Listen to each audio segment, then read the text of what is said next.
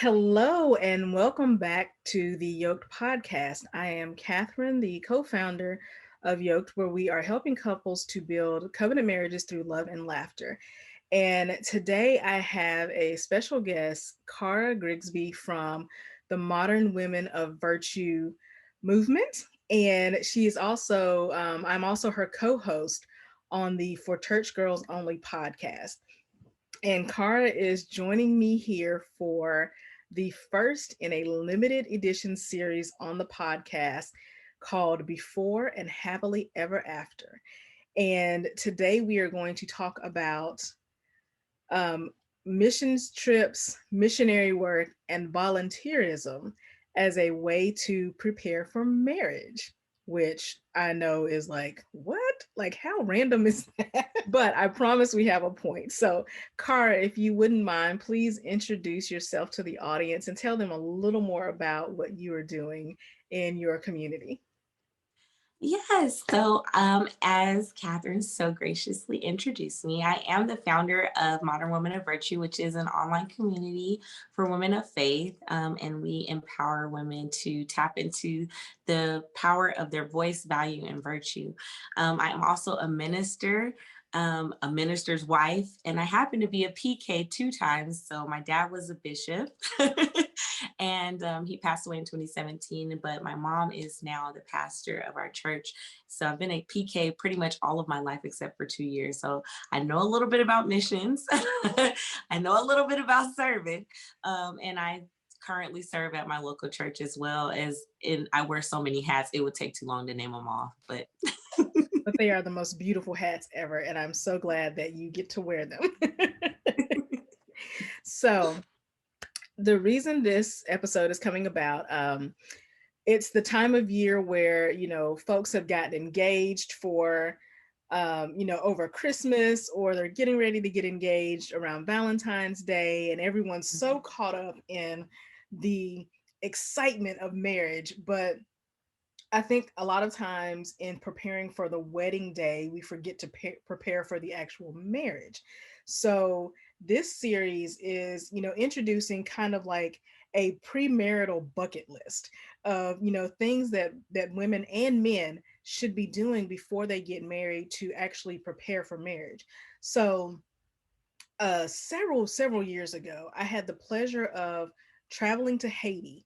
And ironically, as I was thinking, preparing for this episode, to talk about being a servant, having a servant's mentality in marriage, the place that I worked in Haiti was called Servant of All Ministries.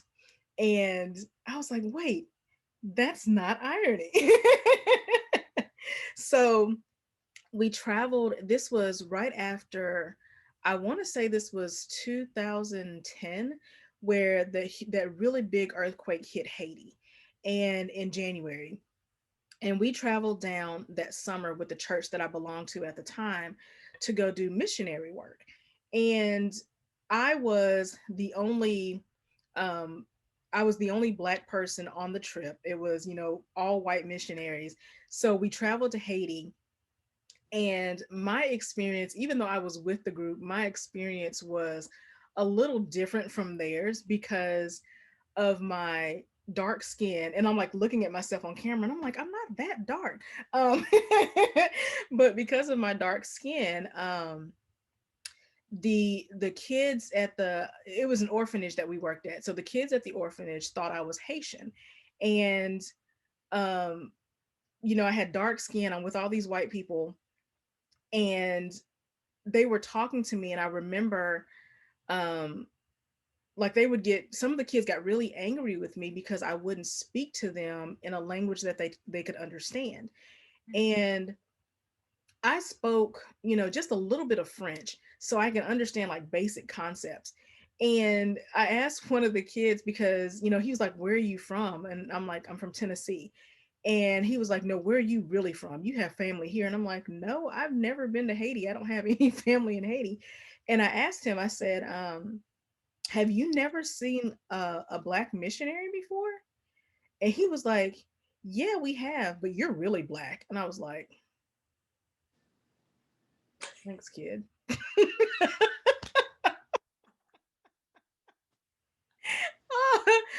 love telling that story. But even like when I was leaving to come back to the States, we got to the airport and the people that I was with had to kind of like surround me because even the people at the airport thought that I was Haitian and I was trying to sneak out of the country. And I'm like, no, no, I'm from Tennessee. I'm gonna need y'all to give me my stuff. And it was very interesting. They thought that I was the wife of our chauffeur or our cab driver or whatever I want to call him, that was driving us around. I was like, I don't know who that guy is. I don't know who these people are. I'm with the white folks. Um, but I learned so much from that trip, and I realized that it's so important. Like, it gave me a lot of the foundation that I needed to have a healthy and happy marriage. And because of the things that I learned from being in that environment, I was able to apply that to my marriage. And this year we'll be celebrating 10 years, and I've still had, this servant, um this servant ministry mentality. And by servant ministry, I do not mean in any regard being a doormat. um it's a servant mentality, as just as Jesus came and served the people that he encountered. Like, he was always serving others, whether it was praying over them, bringing people back from the dead, washing their feet, whatever it was. Everywhere he went, he was serving, and in his serving, he was sharing um the truth and the love of God, and encouraging others to not only speak the gospel but to live it out. And understanding that marriage is a servant ministry, you have to be really prepared to be a servant in order to minister to your marriage. So this is what we're talking about today, is the servant ministry. So um the big point is that marriage is a ministry of serving. So, Cara, can you tell us a little bit more about how you've seen this in your own life, how you've seen it, um, the mentality of serving has grown your marriage and other relationships? Oh yeah, most certainly. Well, being a PK, it was like we didn't have the option to serve. You just you just kind of got thrown. It was like one of those situations where how people like I learned how to swim because they threw me in the pool on the deep end. Right. Like that's kind of what it was when it comes to serving.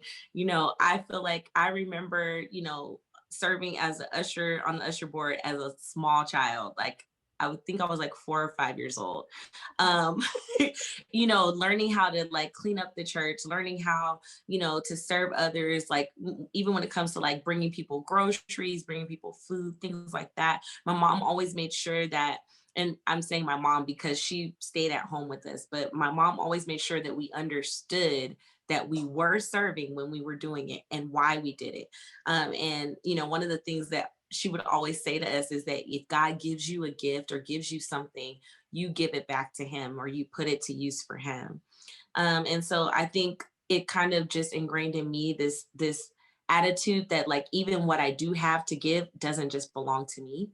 How can I bring God glory in that, in what he's given me, in the abilities that he's given me? And so it allowed me to kind of take on this mentality to not only worry about others, but to also be sensitive to the needs of others.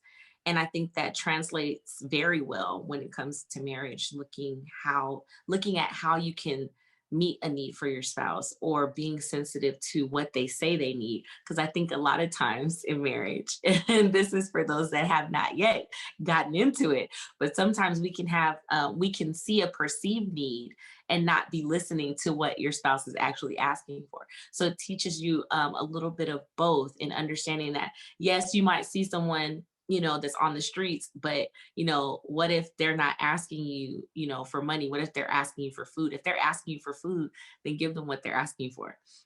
Kind of applying that same mentality to your marriage. And then also just seeing like both of my parents as leaders in the church and in the community, not just being there for the spiritual side of things, because I think as Christians we tend to want to do that, just preach to people, Mhm. but as you said, Catherine, Jesus came and he met the needs and then he gave them the word. So, making sure that we're feeding people. We've always had like a food commodities program at our church. And even for me, like at the age of 23, I was a single mom, but God put it on my heart to do like a huge community give back around the holidays. So we did that right before Christmas. We were able to serve, I believe, over 200 different families during that time with food, clothing, meals, like, and just being able to give back and to pour back into the community, into those that are less fortunate. It's not just about it being gratifying for you, but literally it's about meeting the soul where they're at and what they need. And I think more than anything, that's what you want to be in your marriage. You want to be the person that's able to fulfill your spouse's needs so that they're not going to look for something from somebody else or somewhere else. That part. Yes, exactly. Um, and when you're talking about meeting your spouse's needs, I've talked a lot about the love languages and how, that kind of in is incorporated into every aspect of marriage, especially if you have different love languages.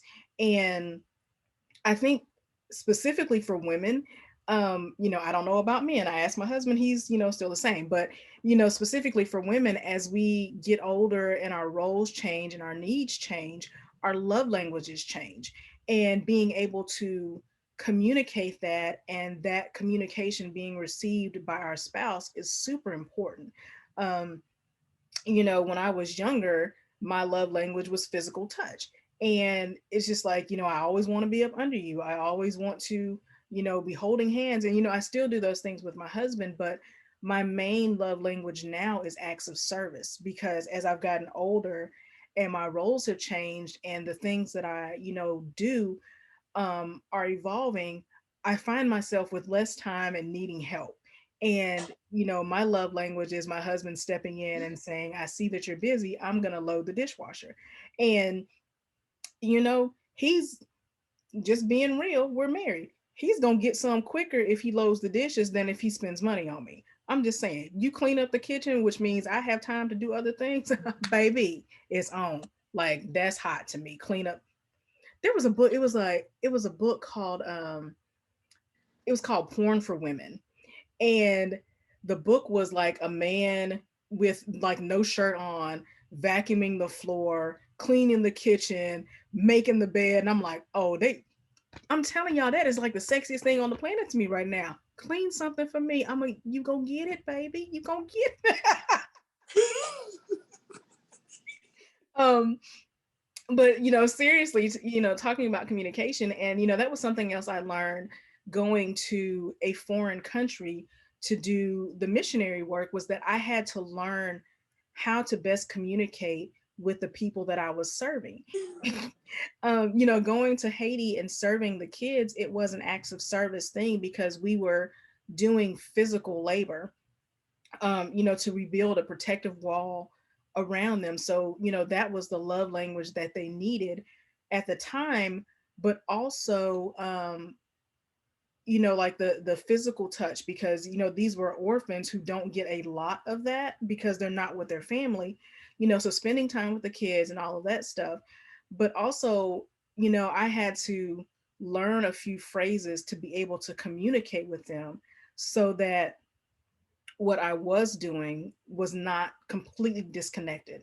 Like I can't speak, Creole to this day, but I know a few phrases in French. So, it was the basic hello, how are you? My name is something that I was able to build a relationship with them, at a very minimal level, but that taught me and made me more receptive to the idea of the love languages and that I need to learn how to communicate in a way that my husband can hear what it is that I'm saying.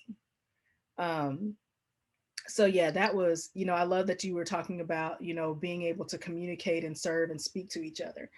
Um, the other thing is learning how to take care of yourself so that you can continue to serve others. And when we talk about that, it's, the idea of self-care and the idea that self-care is not selfish, because you can only pour from a cup, or you can only give from a cup that is overflowing. Like if your cup is empty, you have nothing to give. um and what happened to me on the trip, I was not taking care of myself. I was just so gung-ho about getting this wall built, because I love construction. Like I love to use my hands and build things. And I'm a tomboy in that way. I have no regrets about it. Like, give me all the power tools we have in the house. Those are my power tools. Like, I've gone out and been like, this is what I want. um but being in Haiti, because I was so gung-ho on working, I ended up suffering from heat exhaustion. And when that happened, I was no longer able to work. So, just as in marriage, and if you want to speak more to this, if you don't take care of yourself, you can't continue to take care of your spouse. You can't continue to take care of your family because you have nothing left. Yeah, you hit the nail on the head with that.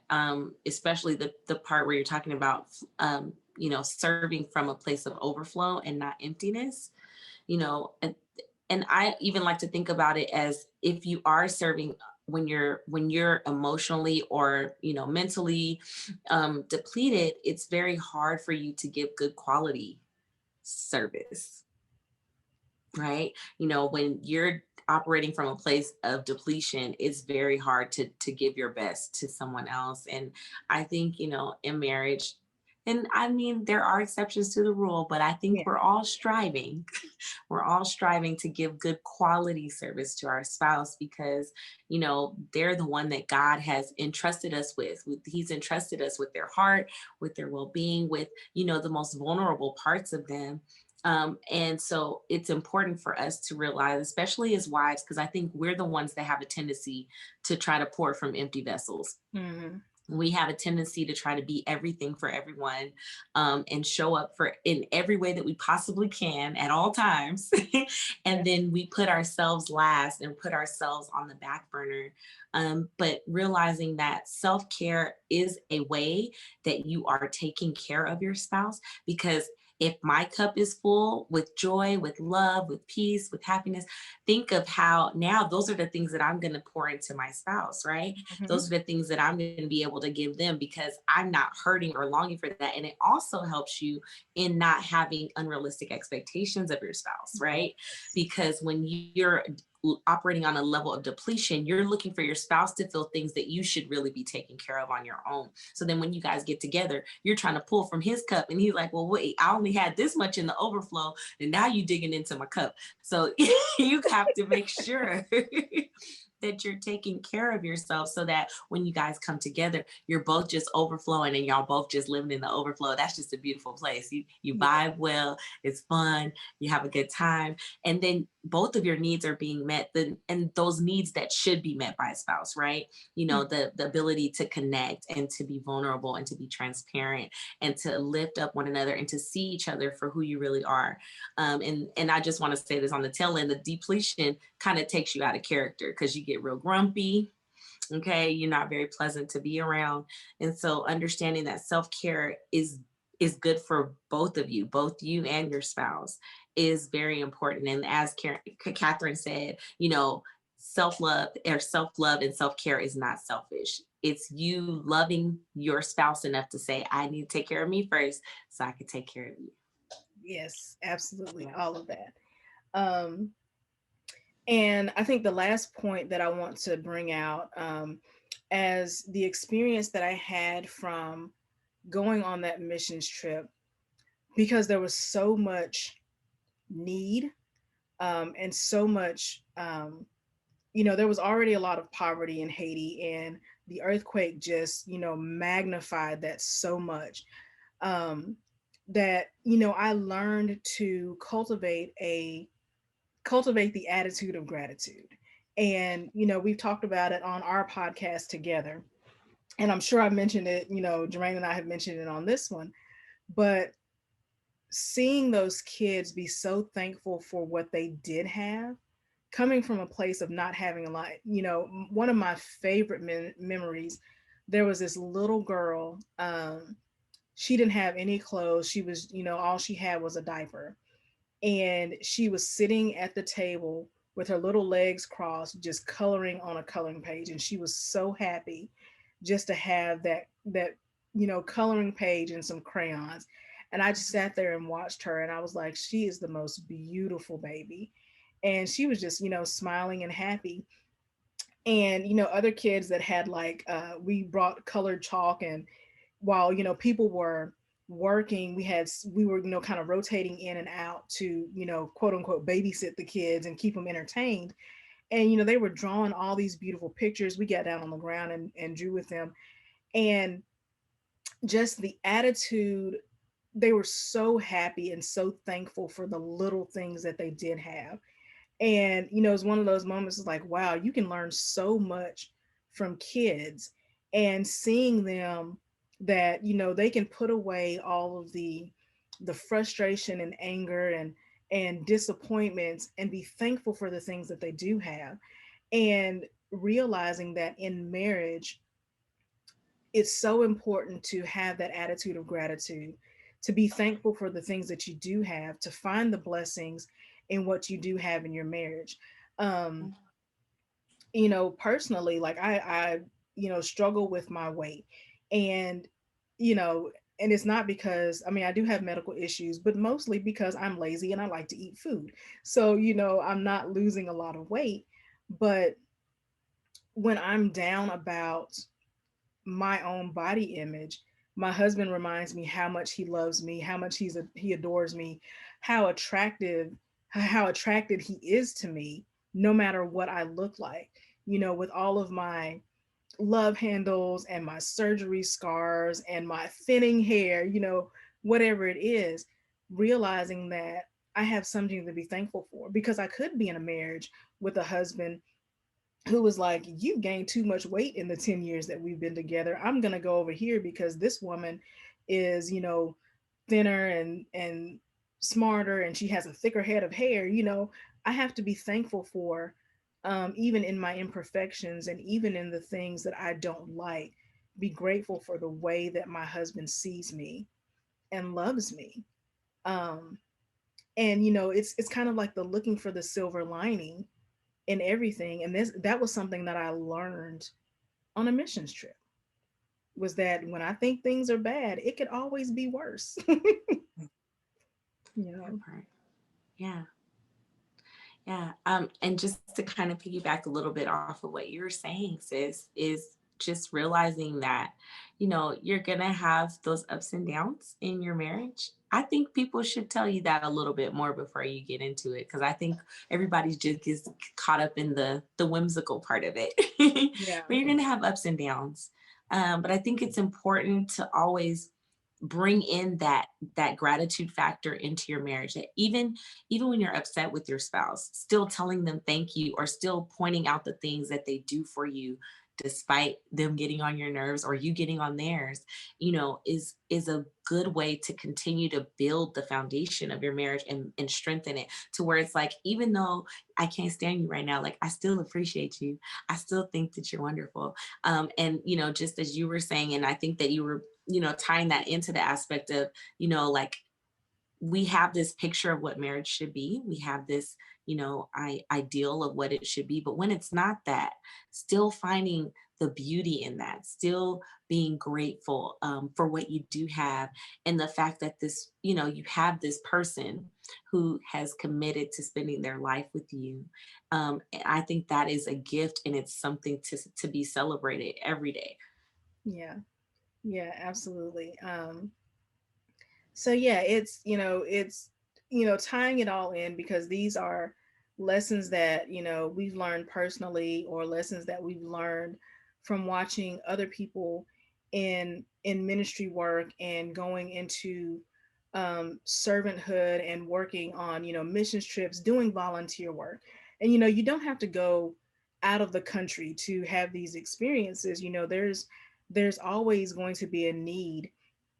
As long as there is sin in this world, there's always going to be an opportunity to fulfill a need that will help to cultivate um, you being a wife, or for the guys, you being a husband, through learning how to serve others. So the 4 points of learning how to prioritize self-care, um, learning how to experience the attitude of gratitude, um, honoring and knowing that marriage is a servant ministry, and also learning your partner's love language so that you can better communicate with each other.